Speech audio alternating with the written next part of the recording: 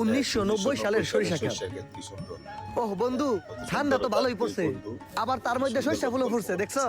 তো এটা দেয়ার কি আছে বেটা? দাঁড়া, মুতাইছে মুতালই। আহ, শালা ফাদার হোসেন কামটা করলো কি? হালার ঘরের হালা বছরে একবার সরিষা ফুল হয়, আর তুই নে মুজবান লইছ, এটা কোনো কাম হইলো? হালার ঘরে হালা, সরিষা ফুল খেতে যে মুততে যে আরাম, ওটা তুই বুঝবি না রে। 2010 সালের সরিষা ক্ষেত। এই কিরে, তুই কান্দোস কে? আর বন্ধু কইস না, এই সরিষা ক্ষেত দেখে কত স্মৃতি মনে পড়ে গেল, কত কি যে করছি।